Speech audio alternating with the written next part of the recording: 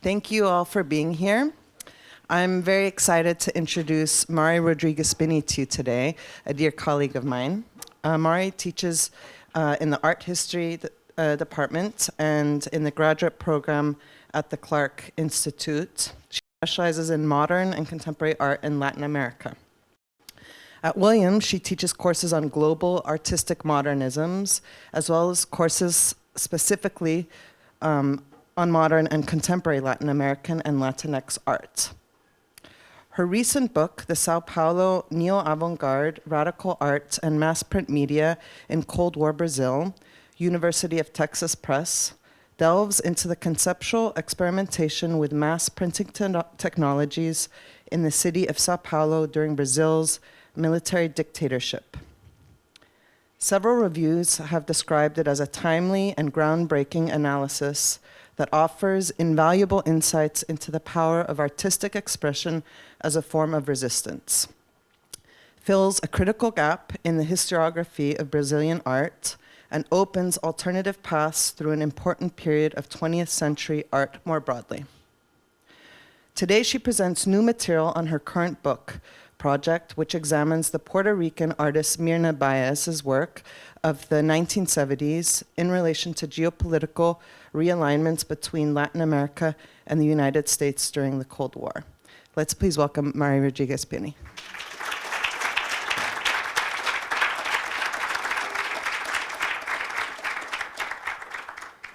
Thank you, Johan, for that introduction, and thank you everyone for being here, and thank you to the lecture committee for this invitation.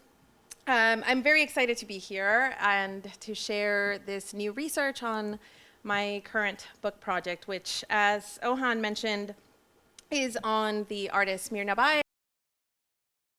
Anyway, as I was saying, yes, so this book project is on the artist Myrna Báez, who is a towering figure in Puerto Rican art. And she's mainly known for painted landscapes like the ones we see here, and I can return to these in the Q&A. But in the book project, as Johan mentioned, I'm focusing specifically on the 1970s period of her career, partly because this is when she arrives at her distinctive style and poetics, but really I'm looking to her work of this period to understand and examine seismic, physical, political, and social transformations in Puerto Rico after the enactment of the Commonwealth, which I'll explain shortly, but also amidst the Cold War. Now, today I'm going to share material from the second chapter, which is specifically on her printmaking practice. So she was as much a painter as she was a printmaker. And in this chapter, I am reassessing her prints of the 1970s, and I think most importantly, reassessing the role that they play in her artistic practice. So with that, I'll begin. And I guess maybe if we can dim the lights a little bit so we can see the images. I don't know if that's possible, but sorry. It's totally fine. I teach in here, so I'm not used to, Thank you. How's that? Whoa. Is that too dark? I mean, I'm fine with it, but if you are. Everyone just stay awake. Yes. Please. A strange presence emerges from the shadows of Myrna Báez's 1978 print, Danae, Homenaje a Tiziano. It comes as turbulent billows and barbed incandescence, with sparks of light whirling up into the air. A woman rests undisturbed on a soft blue pillow in the foreground, her nude body subtly muddled in white, the glint, perhaps, of the kinetic force that approaches her. She is the Greek mythological figure Danae, child of King Acrisius, who condemned her to a sealed chamber upon receiving a prophecy that he would be killed by his future grandson. Yet Zeus desired Danae. As the myth goes, he entered the sealed chamber in the form of a golden shower and impregnated her. Soon, their son Perseus was born. Suez's approach upon Danae gave much fodder to artists interested in imbuing sensual imagery and dramatic narrative into their paintings during the Renaissance and Baroque periods. It was a particularly cherished subject for the Italian Renaissance painter Titian, who painted at least 6 versions of the scene, modifying Danae's surroundings, yet maintaining her desirous gaze upon Zeus's presence and the fleshy sumptuousness of her nude body on the rumpled bed. Báez's homage is likely to have been in reference to the version at the Museo del Prado, which she would have encountered repeatedly during her studies in Madrid. This version establishes the emphatic counterpoint between an elderly nursemaid in the shadows who rushes to catch the golden coins with her apron, and Danae, bathed in light, parting her lips and legs in eager anticipation. Báez recasts the scene. The resplendence of velvet and linens makes way for a saturated raw umber more akin to the sepulchral ambience of a sealed chamber. The luminous clouds and gleaming coins representing Zeus' ineffable presence here flatten into a coarse, darkened force. Danae sits much closer to us. She's also turned towards us, away from Zeus, unaware of his advance. And the raw paper of her skin, gently contoured with translucent white ink, makes for a useful metaphor for Danae and her many renderings. A blank surface on which to cast so many male fears, whims, and desires. The homage to Titian in the title might therefore seem like a retort. But in some ways, it was truly sincere.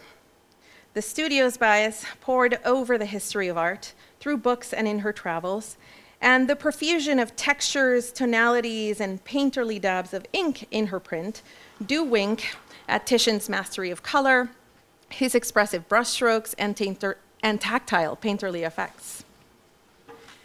Paying homage entails partaking in a certain tradition, but it also entails revisiting this tradition from one's own positionality.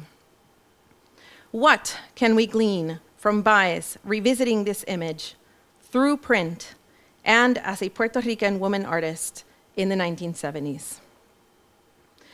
The 1970s were pivotal for Myrna Báez's career. This is when she developed her distinctive style and first gained national and international renown. What's more, critics have long pointed to her prints from this period as informing the technical and compositional breakthroughs that would come to distinguish her paintings. I agree. But today, I'd like to reassess exactly how printmaking was determining to her artistic practice. I'd like to delve into what art historian Jennifer Roberts calls the material intelligence of print. That is, into the material and metaphorical maneuvers of Báez's 1970s prints, to understand how these works image her distinct positionality as una artista puertorriqueña, a Puerto Rican woman artist, and how they image Puerto Rico's geopolitical and cultural positions in relation to Latin America and the United States during the Cold War. Báez was born in 1936 and came of age at a pivotal moment for both Puerto Rico and Puerto Rican art. Puerto Rico had been a possession of the US since 1898, the spoils of American imperial expansion in the Caribbean and the Pacific, along with the annexation of Hawaii, the acquisition of the Philippines and Guam, and a protectorate placed over Cuba. Puerto Rican calls for self-determination and independence preceded the US invasion, but grew in the succeeding decades. To these, the US gradually made certain concessions, like granting US citizenship to Puerto Ricans in 1917, and allowing for the first democratic election of the island's governorship in 1948. The charismatic Luis Muñoz Marín, leader of the local Popular Democratic Party, thus became the island's first democratically elected governor in 1949. Muñoz Marín advocated for self-determination, but came to regard Puerto Rican independence to be economically and politically unfeasible. Along with other politicians and intellectuals, he crafted what he saw to be a pragmatic solution, the Commonwealth status, a transitional status between annexation and independence, with partial grant of sovereignty to Puerto Rico. In 1951, islanders voted in favor of the Commonwealth in a referendum, and Puerto Rico became a Commonwealth on July 25, 1952, with the approval by the US Congress of a new constitution. The political tightrope of the new status is readily evident in the differing implications of the official terms used in Spanish and English. The term used in Puerto Rico, Estado Libre Asociado, free associated state, insinuates political sovereignty for the island conferred in affiliation with the US. Accordingly, the new status gave Puerto Rico jurisdiction over education, culture, language, health, housing, and taxation, among other local affairs. The term Commonwealth, in turn, symbolically subsumes the island, its resources, and people as a common good for the Union. The federal government thus retained power over citizenship, immigration, coastal shipping, commercial treaties, foreign relations, military activity, currency, and tariff policy. Islanders now elected what is called a resident commissioner to the US Congress, with speaking powers in the House of Representatives, but ineligible to vote in either chamber. Like their fellow citizens, Puerto Ricans are bound to service in the armed forces. Unlike their fellow citizens, they cannot vote for the President of the United States. Both Spanish and English terms, however, also skirted how Puerto Rico uncomfortably remained an unincorporated territory, just as decolonization swept through Asia and Africa in the aftermath of the Second World War. Although Muñoz Marín promoted progressive ideas and significant social reforms through the mid-1960s, both pro-statehood and independence supporters criticized the Commonwealth as perpetuating neocolonial rule. One could therefore describe Puerto Rico as a post-colonial colony, a possession in the post-independence world order with the semblance of self-governance, but subject to external rule. Báez completed her undergraduate studies at the University of Puerto Rico in 1951, the island's first and foremost research university, and where she first became politically active in favor of Puerto Rican independence. Between 1953 and 1957, she studied painting at the Academia San Fernando in Madrid. When she returned to Puerto Rico, she joined the novel Taller de Gráfica of the Instituto de Cultura Puertorriqueña. The Instituto was an agency established 2 years prior as a center for archaeological, folkloric, and historical research, and as a promotional agency for cultural events in the visual, folk, literary, musical, and performing arts. The Taller, led by the artist Lorenzo Mar, a masterful printmaker and an ardent pro-independence activist, became the nucleus of artistic activity in Puerto Rico through the 1960s, a bustling hub where technical training was infused with animated political debate. The Taller, in fact, crystallized the guiding ethos of various artist workshops established in the island since 1949. That printmaking should be regarded as central rather than secondary to artistic practice, and that printmaking is incomparable in the visual arts for its communicative potential. These workshops fostered technical expertise, formal experimentation, and social relevance, a formative triad for an entire generation of Puerto Rican artists, including Báez, who trained at the Taller until 1963.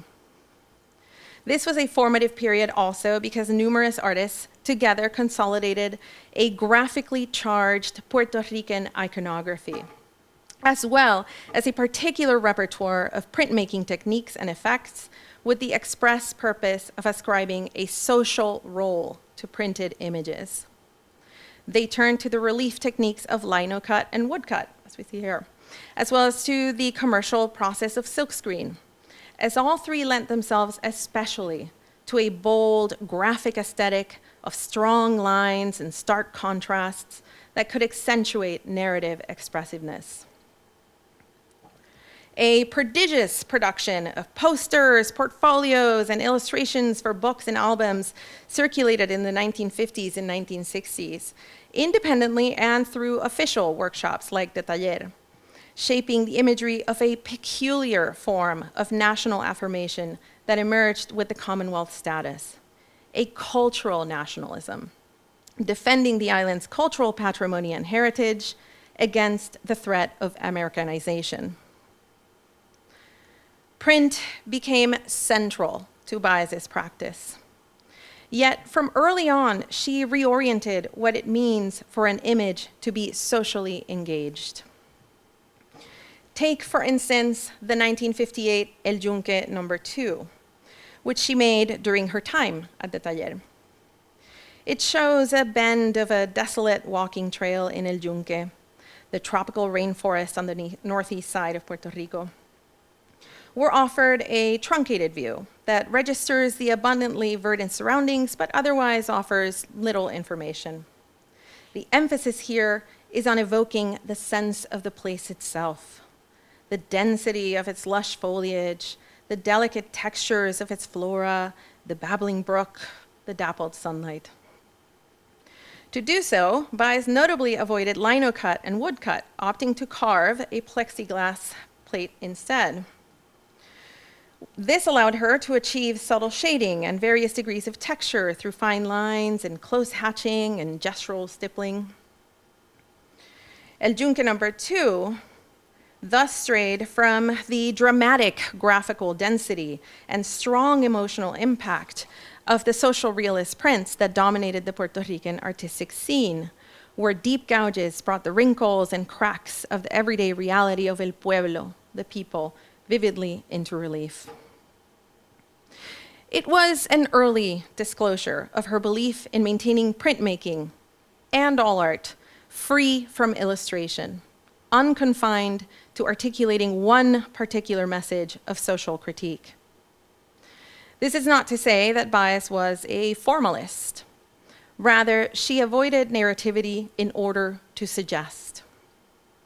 El Yunque No. 2 projects her sense of place by evoking one's path through the formidable beauty of this national icon, but also its sedimented particularities.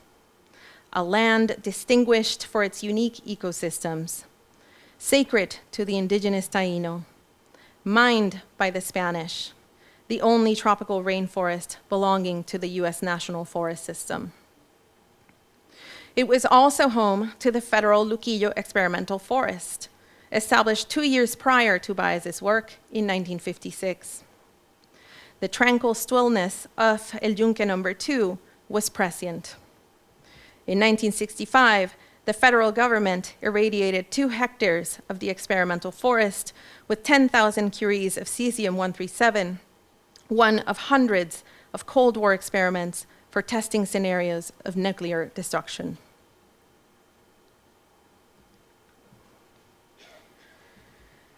Two developments had a decisive impact on Báez's early career. The first came in 1963, when she set up a print studio in her own home after buying an antique lithographic press. She already had a painting studio at home in a separate space. At home, she could create and experiment with print on her own time and with no aesthetic pressures or constraints. Perhaps it's telling that she made 2 self-portraits that year, one an oil painting, the other a print. Through drips and rough brushstrokes, carved ripples and grooves, both amass textures to build her angular figure, which casts a defiant gaze. The watershed, however, came when she learned about the novel printmaking technique of calligraphy in 1969. Báez came to calligraphy by happenstance. She was already a highly skilled printmaker, proficient in techniques as varied as woodcut, linocut, etching, and silkscreen. She had also begun dabbling in lithography, attracted to it specifically for its painterly effects. But with the absence of a lithography master on the island, she sought training elsewhere. She secured a grant from the Instituto de Cultura Puertorriqueña and took an unpaid leave from teaching to spend a year at the Pratt Graphic Center in New York. Founded in 1956, the Pratt Graphic Center was part of the post-war print renaissance in American art. Workshops proliferated throughout the country, where artists mined the formal possibilities of printmaking and its conceptual implications as part of the fundamental questioning of aesthetics that defined art of the post-war period. After all, print confronts the long-held opposition between original and the copy, and between so-called high and low commercial forms of art, two central preoccupations that fueled the now canonical transformations of pop art, minimalism, and the return to the techniques of collage and assemblage. I'd like to underscore here the return to collage and assemblage because it's the very logic of calligraphy. As denoted by the term, which combines the Greek colla, or glue, with the French coller, to glue, and graph, to write, calligraphy entails grouping and affixing various materials onto a support, which we refer to as the plate, inking the plate, and then passing it through the press. It's a simple formula with seemingly infinite effects because it lends itself to be highly experimental. One can affix virtually any object onto the plate as long as it fits through the press. So lace, coins, trim, mosquito netting, as we see at the top, for example, of the left image. The plate itself can be as simple as hardy cardstock. In short, you don't need specialized substrates or tools or chemicals to make a collograph aside from ink and a press. Because of its inventive approach, calligraphy flourished in independent workshops, in university settings with new printmaking programs, and at the Pratt Graphic Center, where the artist Claire Romano taught the technique. Báez came across Romano's classes soon upon arriving, an encounter with great consequence. Báez would proceed to dedicate her printmaking practice almost exclusively to calligraphy for the next 10 years. But why did Báez gravitate so strongly to calligraphy? Its practical qualities were certainly appealing. She could create prints without having to order chemicals and materials from the US. She turned the rigid cardstock used as packing material in shipments of printmaking paper into her plates. It was a technique well suited to the precarity of island life. Calligraphy also allowed her to combine various processes in which she was already well versed, all in a single work. Inking high reliefs, as in lino and woodcut, letting ink settle into nooks and crags, like intaglio, and delineating figures using stencils, like a screen print. Significantly, calligraphy also allowed her to expand on formal and conceptual maneuvers she first explored in the 1967 painting En el Mar, an image of the urban middle-class pleasure and isolation born from the island's post-Commonwealth industrialization, with sharply silhouetted monochromatic figures abutting yet detached from each other in the tight space of a bar. Here, Báez stamped the bobbin lace known as mundillo with white paint onto the stools in which the women sit, and a piece of open weave fabric onto the male figure's pants. It's a slight move, but her first charge against the gender politics of fine art, as she impresses textiles associated with female craft onto canvas, the textile dominated for centuries by men. In her calligraphs, Báez began incorporating a vast array of objects, including the coins and mosquito netting I showed before, which would in turn lead her to use materials as eclectic as rice, dried beans, screws, sand, and pieces of paper as stencils on her canvases. She would then dab and airbrush over them and then remove them to leave their stamped impression. Her calligraphs and paintings would also go on to unravel the compositional role of fabric, especially lace.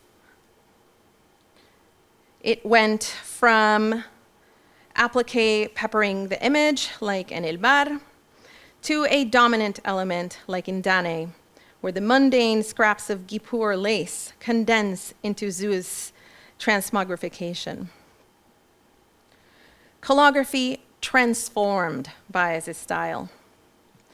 The material processes she developed in her calligraphs of teeming texture, stenciling, a graphical delineation of figures, the planar overlapping of forms and gaps of negative space in between, became the defining formal elements of her paintings.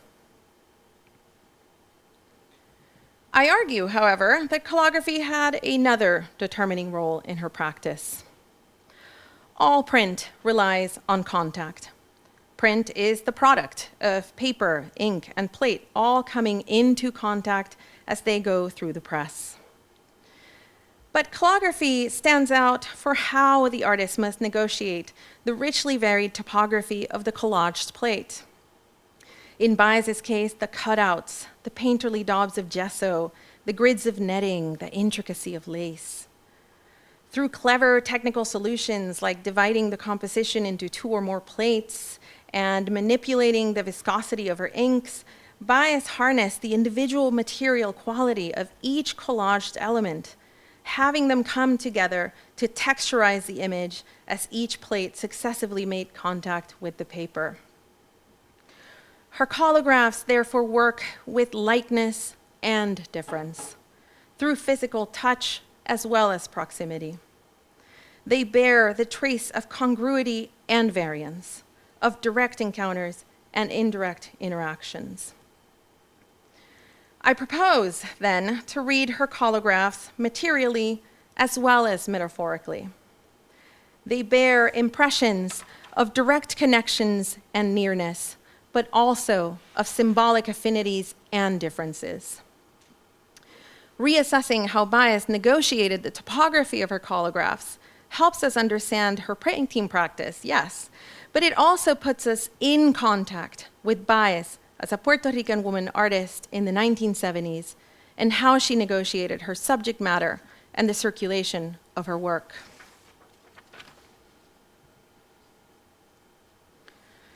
As I discussed, since early on, Báez avoided the social realist conventions that dominated the island's artistic scene.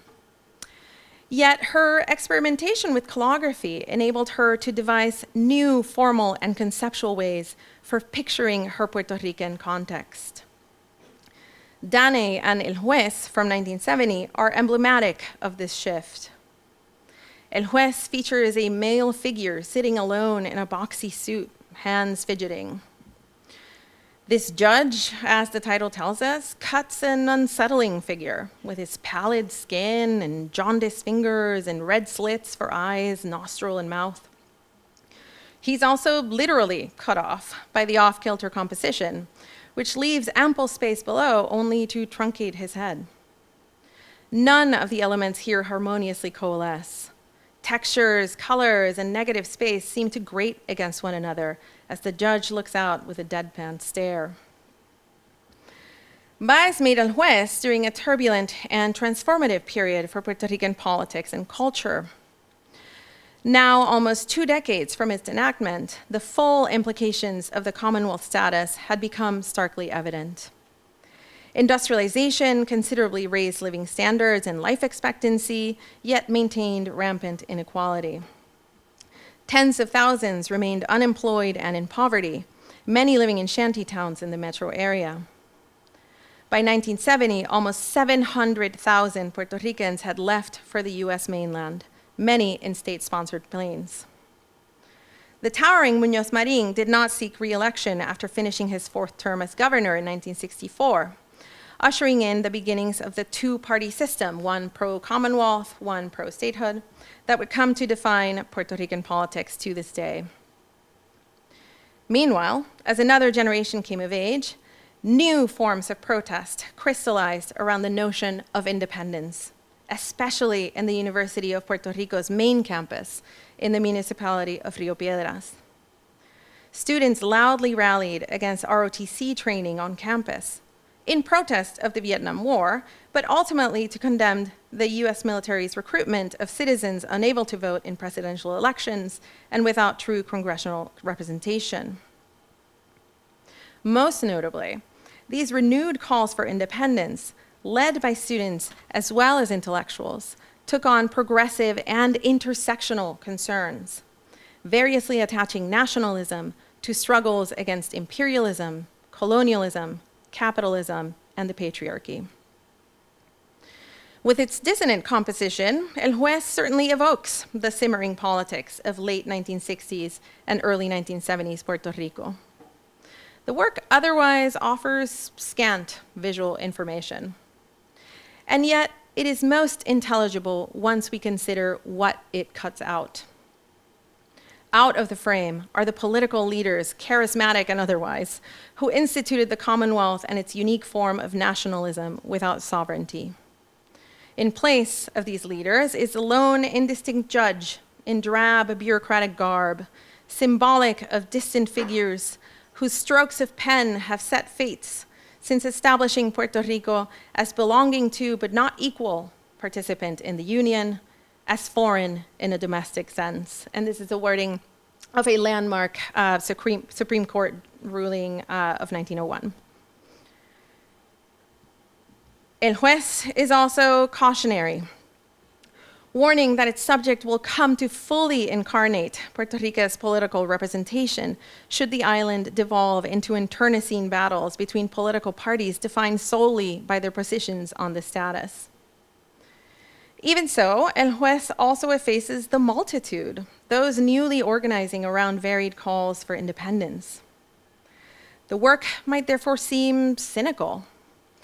Instead, it's mordant. The judge looms large, but he's rendered mute, if not feeble, dislodged from his place. It's another prescient image, this time of imminent legal wins, like the successful eviction of the ROTC from the University of Puerto Rico in 1971, and the withdrawal of the US Navy from the islet of Culebra in 1975, where it had conducted extensive and devastating military exercises since the turn of the century.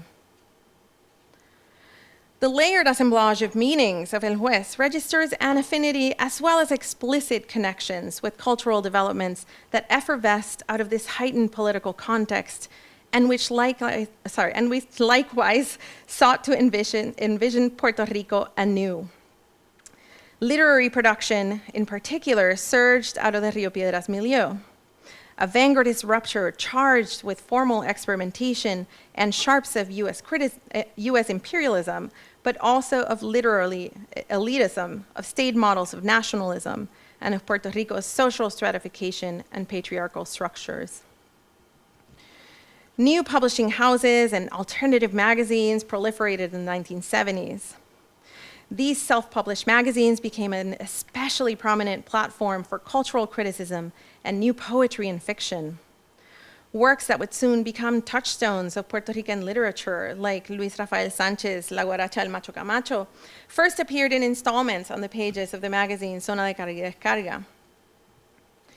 These magazines heralded feminist publishing in the island, especially Zona de Carga y Descarga, co-directed by the novelist Rosario Ferré, and El Tacón de la Chancleta, which is a fantastic name if you understand the reference, a short-lived feminist offshoot of Avance magazine. These magazines also registered the agitations of the Cold War in Latin America, with contributions from intellectuals exiled in Puerto Rico, like the Peruvian Mario Vargas Llosa, the Uruguayan Ángel Rama, and the Argentinian Marta Traba. Artists often collaborated in the production of these magazines, contributing works to illustrate covers and issues or directing the graphic design. Báez was immersed in this scene. She was close friends with Rosario Ferré and with Nelita Vientos Gaston, who directed Sin Nombre magazine. Her work, La Lámpara Tiffany, won the painting prize hosted by Sin Nombre in 1976.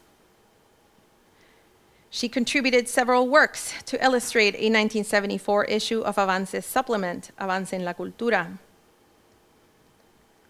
An interview with Báez was featured in the inaugural issue of El Tacón de la Chancleta. Most importantly, Her work was part of what scholar and public intellectual Arcadio Díaz-Quiñones has described as a, quote, collective creation of new expressions of belonging to the nation, which altered established hierarchies and reinvented the canon and tradition.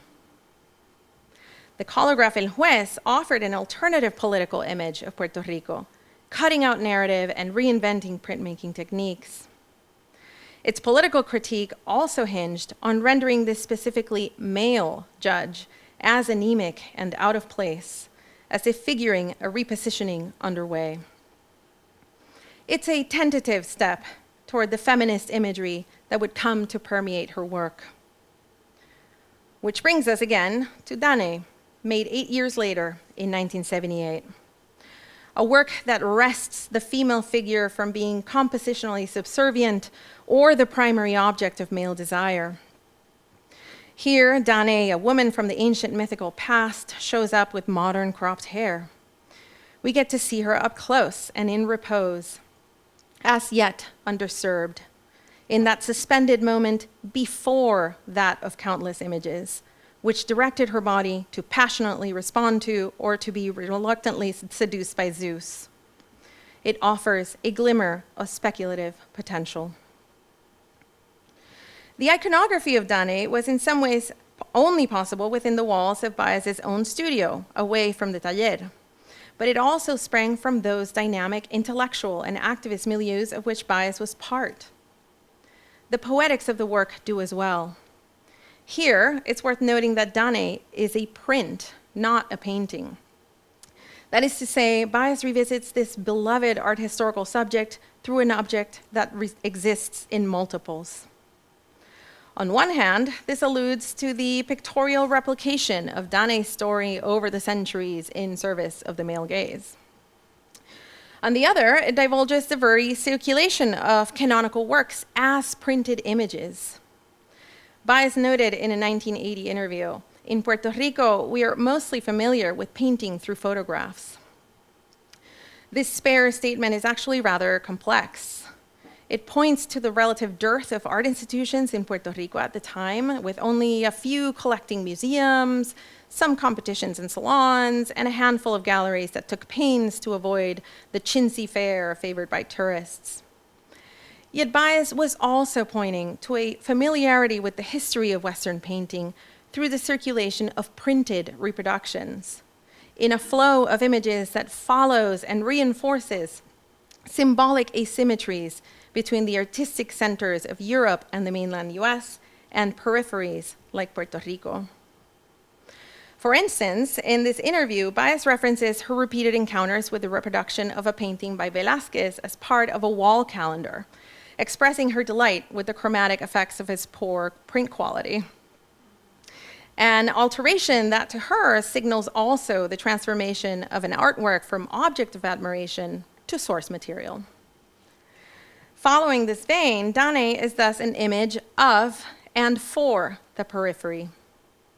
It mines the printed images that fill the chasm between artistic centers and a place like Puerto Rico to reassemble them through the local.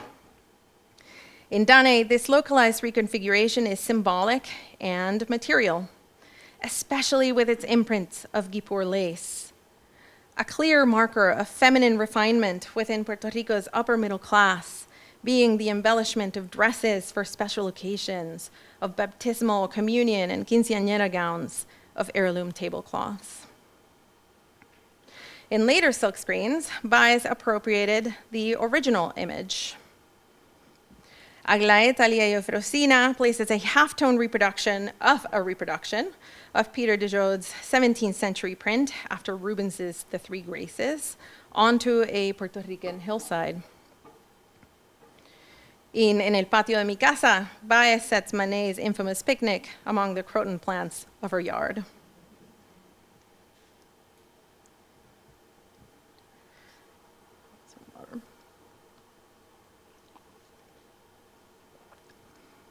These encounters and adjacencies in Báez's 1970s prints mirror important connections and affinities she established as she circulated her work internationally during this period.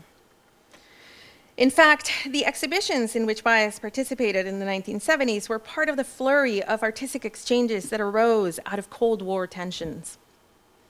These exchanges through exhibitions, biennials, publications, and public debates registered profound transformations in the art world, as well as competing forms of international relations, cultural diplomacy, and political alignments.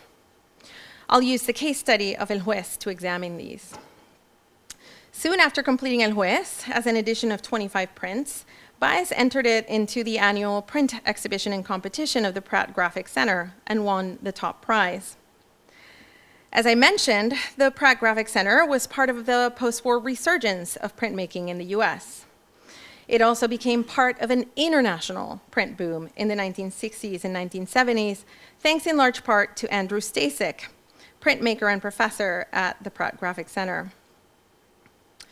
The Pratt Graphic Center had been established in 1956 to promote contemporary printmaking, providing workshop space, courses, and ample opportunities to work alongside artists visiting from across the globe.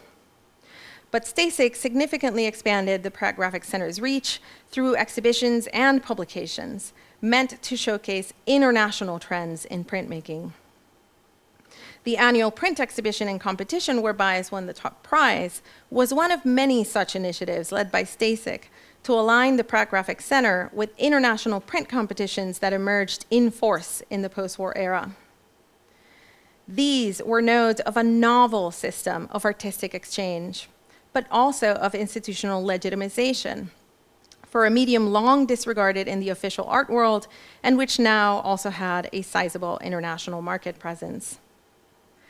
They foregrounded print as a distinctly contemporary artistic medium and aimed to destabilize the notion of centers and peripheries in the art world by proposing a horizontal network of exhibitions taking the pulse of the latest experimentations in print.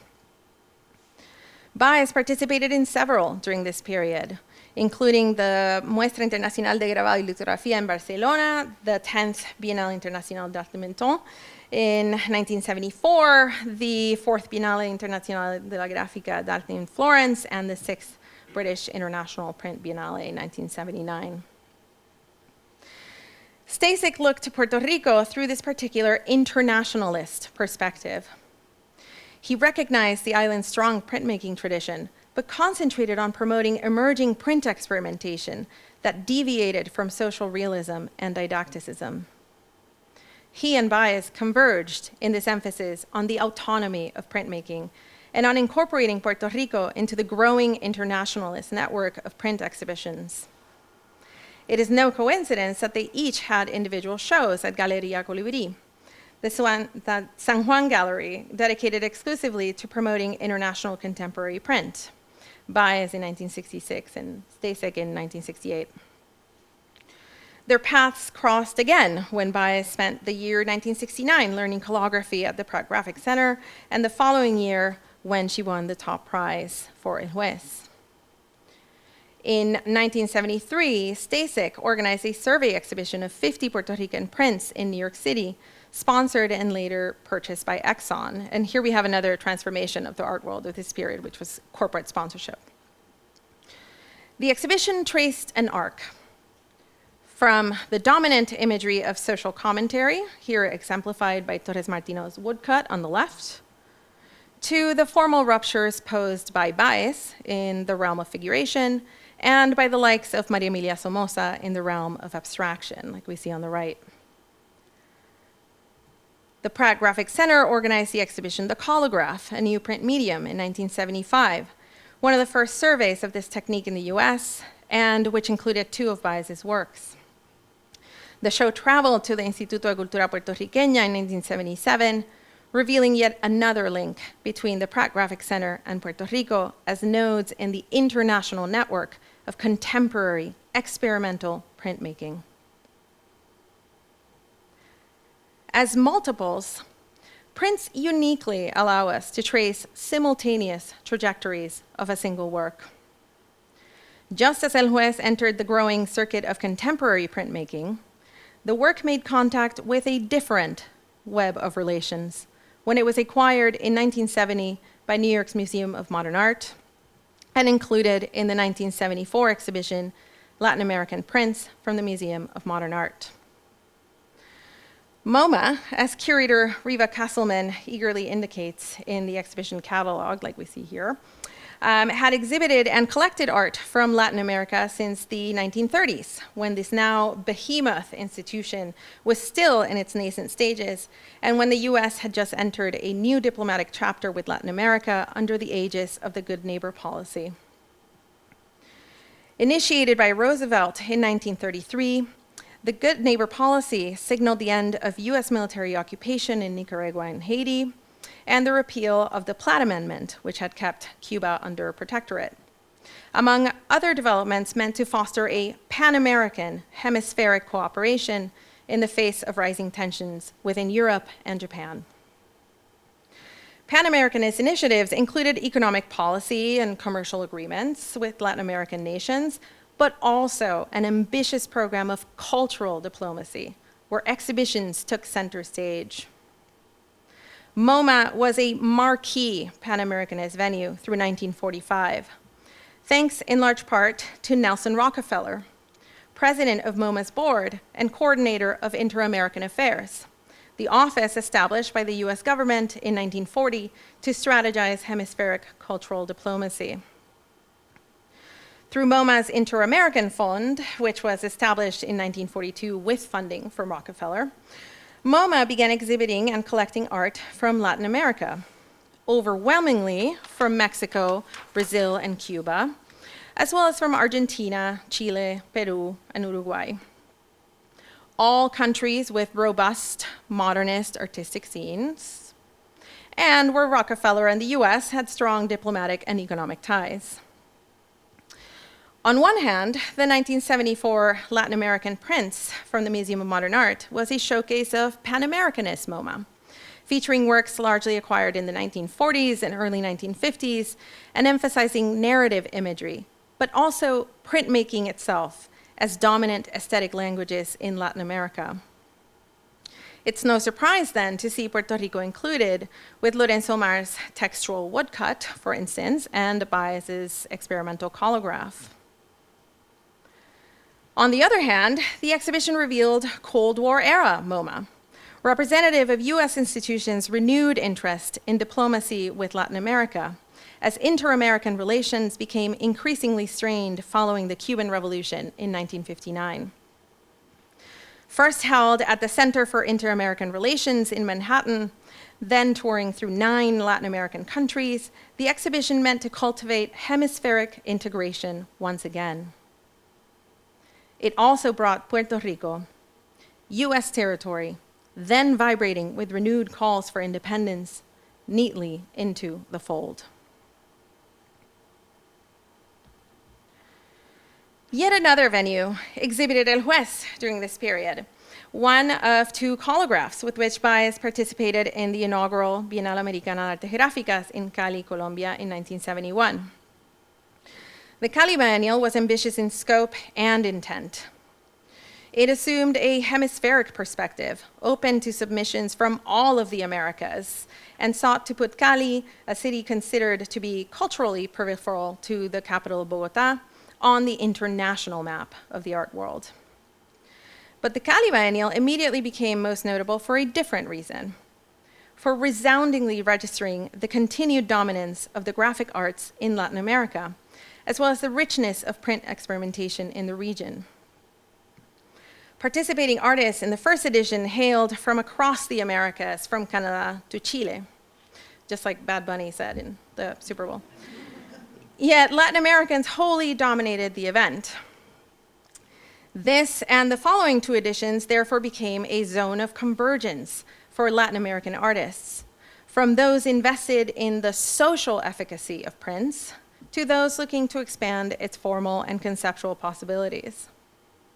Representing Puerto Rico, Báez's collagraphs therefore found a fitting platform in the first Cali Biennial, as did Omar's silkscreen poster commemorating El Grito de Lares, the first Puerto Rican revolt against colonial rule, and José Alicea's expressionist representation of Aquarius on the right. The Cali Biennial was also part of a constellation of discourses newly forming around the very notion of Latin American art. Latin Americanism, as it became known, emerged with force in the 1970s in the form of heated debates, exhibitions, and publications, proposing various frameworks through which to possibly arrive at a set of unified criteria for art produced in the otherwise geographical, racial, cultural, and sociopolitical vastness of Latin America. Latin Americanism in part arose in reaction to US-led Pan-Americanist initiatives like MoMA's, which first institutionalized Latin American art as a recognizable category through both sweeping generalizations of the history of the region and a narrow understanding of the complexity of its artistic developments. Yet Latin Americanism intensified as the region became both a symbolic and material battleground of the Cold War. It was a call, however utopian, for a cohesive regional identity. It was also a call for cultural resistance against the meteoric rise of the US as cultural arbiter of the post-war era. Great urgency suffused both appeals. Authoritarian regimes were now metastasizing in the region, capitalizing on the rhetoric of the Red Scare and bolstered politically and economically by the US. Many Latin Americanist critics deemed printmaking to be particularly representative of this idea of Latin American art, given its historical predominance in the region, its populist bent, and its long-standing associations with political and social critique. This very reasoning gave rise to Puerto Rico's own print biennial, the Bienal de San Juan del Grabado Latinoamericano, launched in 1970 and in which Báez would go on to be actively involved. Unlike Cali's, the San Juan Biennial limited participation only to artists from Latin American countries, to emphasize the prevalence of printmaking in the region and to culturally align Puerto Rico with Latin America apart from the US. Both events, however, teemed with the same tensions throughout the 1970s. Many Latin American artists used these platforms to exhibit explicitly political prints regarding developments in the region and across the Third World. Others boycotted the events altogether to create networks of exchange based on solidarity with the two regional poles of socialism, Havana and Santiago, Chile. Some were simply invested in formal innovation, while others sought to instill political commitment into figurative images without resorting to messaging. Báez was resolutely in this last camp, collaging particular associations and charged references into poetic images, then putting them in contact with Latin Americanist circuits, as well as with circuits more broadly aligned with decolonization. From the Cali and San Juan biennials to the first Ibero-American Congress of Art Critics and Visual Artists in Caracas in 1978, the Third World Biennale of Graphic Art at the Iraqi Cultural Center in London, where she exhibited Dane in 1980, and the first editions of the Havana Biennial in 1984 and 1986. Looking at the circulation of Báez's work throughout the 1970s is much like peeking at her collagraph plates, where delicate curves about jagged carvings, lace meets tarlatan and corduroy, where overlapping surfaces, sometimes obscure, other times interrelate. Báez's work is an art of contact between materials, textures, figures, and planes of color, between art and politics, between overlapping and competing networks of artistic exchange. These are also contact images, images that surface friction. Friction with locally dominant aesthetics, but also friction as transnational artistic discourses of resistance. I emphasize these dynamics of contact because of the important intersections and tangents that they reveal in Báez's practice, but also because of what contact presupposes: separate, independent entities that get in touch. Her works imprint the contours of the hidden empire of the US, to borrow from historian Daniel Immerwahr's phrase. But they always maintain Puerto Rico at the center, even when they don't picture the island at all. Thank you.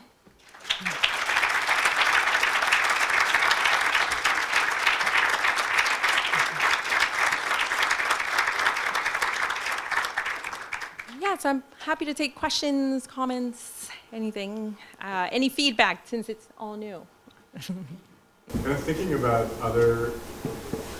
this magazine that you described, the feminist publication in which Myrna Báez was published and perhaps participated. I wonder about the context of feminist art practice or women art practice in this period, both in Puerto Rico and in other kind of countries that she traveled to, including New York, and the way in which a kind of broader feminist practice was influencing this work. Yeah. And a kind of like second question, if I could squeeze in, which is that in your talk, I think you set up a kind of relation of antagonism maybe between the U.S. and Puerto Rico, and which then maybe excluded a potential for conversation between this sort of hegemonic power and Puerto Rico, and I'm thinking of like Andy Warhol and other ways in which print was circulating. Yeah. Thank you. In terms of feminist practices, so locally speaking, explicitly feminist practices in Puerto Rico start towards the end of the 1970s and very much into the 1980s. Báez, in fact, becomes part of this group of women artists that formally organized together to stage pop-up exhibitions and publications, knowing that the mainstream artistic system in Puerto Rico wasn't really responding to that kind of discourse, let's say. But there are certainly artists who are working alongside her who are much more, I'd say, maybe not explicit, but working along the lines of more straightforward feminist imagery, very much dwelling on the female figure, a lot of self-portraits in that mode, which was important, right? And she aligned herself, symbolically speaking, alongside that kind of practice, even though she didn't do it herself. In terms of her, I'm still researching someone who works in that same vein as she does, that she's sort of elusive for a very long time. I mean, it's only in the 80s when she becomes very much explicitly feminist in iconography, meaning she starts inserting herself, her nude body, her non-idealized nude body in her paintings, but then also figuring her partners. She was queer, and these are all very potent images, but it's only after 1985. So I'm still trying to research more in the 70s of who is working in this mode that's a little bit more oblique in some ways. You have to kind of peel the layers to get to it. And remind me of your second question. Thinking of pop art and these other sorts of influences that I imagine were very much. Yeah. I mean, she's very much aware of what's happening. For example, I mean, she traveled quite a bit, so she's very much aware of what's happening in American art. She credits very much in terms of her paintings with seeing Frankenthaler's work, and that informs a lot of her soaking of the canvases, and she's always been very open about that. She does find herself resolutely saying that she is not in conversation with pop art, for example, and she is in a way working in parallel with the development of photorealism. I see my research assistant, who is Ariana Tejada, thank you, who is helping me research this. She's very much thinking that she is not operating alongside photorealism, but I see certain parallels also in her painting. So there's productive tensions that I think I'm trying to work through, and I think they speak to that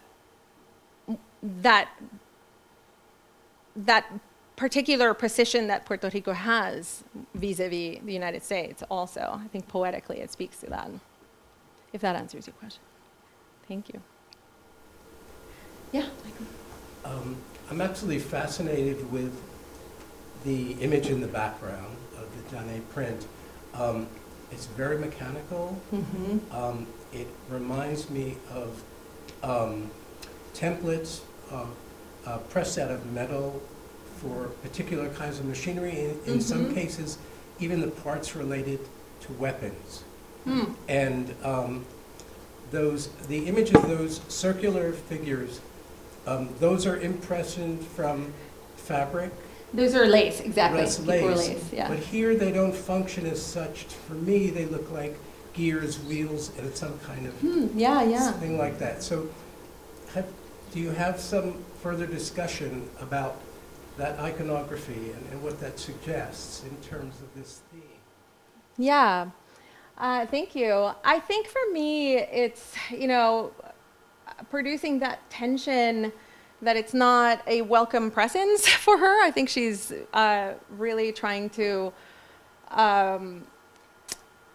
dwell on the contrast between the mechanical and the more delicate textures of the lace in order to convey the fact that indeed this is not a welcome advance, and she is not yet forced to react. In terms of the material, though, I mean, she used absolutely everything, so I wouldn't be surprised that she used some kind of found metal for this part specifically. I mean, she truly, there's all sorts of things that she collages onto the plates and onto the paintings before airbrushing them. I haven't, unfortunately, so I've been able to see most of the plates for most of her collagraphs, but except for this one, which remains elusive. Yeah. And the year of this one is?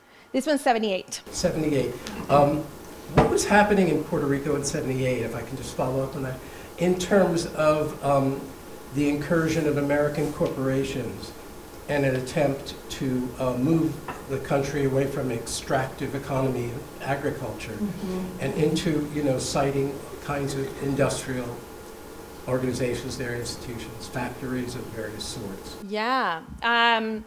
So in 1978, we're already well over 20 years into the advent of industrialization in Puerto Rico, and led by American corporations that have been incentivized through the Commonwealth status by not having to pay certain taxes and having a very low-paid workforce, local workforce, to work in these diverse industries. So everything from all sorts of manufacturing and also textile. But now that you're saying it, I think that maybe that's what you're getting at. I'm trying to figure this as an allegory. Yeah. I like that. It's not simply female, and it's not about a gendered incursion, as metaphysical as it is in the myth, but as something like nature and technology, or something of that.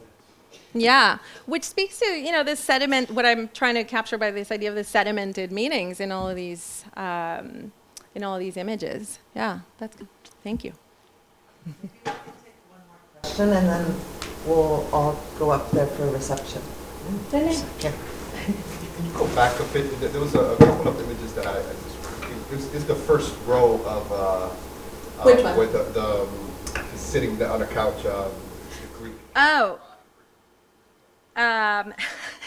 The Titian?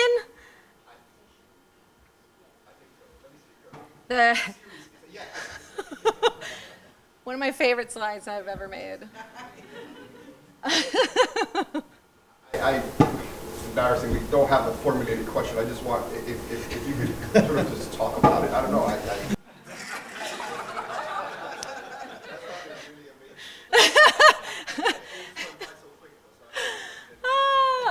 as a very much not specialist in this. But I mean, the way that I'm bringing it in is, this is a moment in which in Western painting, there is a resorting to classical myths, for example, as a way to portray very risque imagery, but it's not pornographic because it's refined, right? It's very much it's a Greek myth, so it can't be that bad, right? So it gives you license then to, I mean, some of them are, whoa, like when you, I've looked at this image too much, but there's a hand here that doesn't really belong to her. So there's just a lot of exploration of very explicit sexual imagery, but it's couched in this idea of let's return to the classical era. Yeah. But then, she's calling it out, right? That this is this repetition over and over. And by no means was it just Titian. It was many painters going into that particular image of Zeus approaching Danae. Yeah. Is there one more? Yeah, but if you want to. Sure. Well, congratulations. It's a beautiful reading of so many aspects of not only U.S. and Puerto Rico, but also Latin America, which can tell a complete different story, and it's probably another book. But I was wondering about the size or measures of Myrna's prints, and how that can either enhance your reading or probably go in a different direction. Yeah. What was the size? How many copies? So speaking about like the materiality of those prints. Yeah, that's great. So the collagraphs are all fairly large. So Danae is about this big, and Hues is, so they all conform to the standard large size printmaking paper. Again, because she's using the cardstock that came between stacks of paper in the shipments as the plates, so that kind of dictated the size in a way. And what's interesting about collagraphs is that it's in multiples, but you can't get that many. So with silkscreen, you can get hundreds and hundreds of copies. Same with woodcut and linocut. With the, let's move away from this. With the collagraphs, you can get at most 50 because of the collage elements, and especially with if you have more fragile materials, collage, they can start falling apart, and it all depends on how you're inking the plate, how hard you're inking it, and it just degrades as you go. What are you thinking? Yeah, but I mean, I think in terms, she is disrupting the idea of the print as a small, say, illustration for a book cover. She's somewhat playing with the idea of the poster, which is a very prevalent mode in Puerto Rican print, especially those silk screens that I showed. These are all almost the same size as her collagraphs, are just always vertical orientation. I'm meaning these two.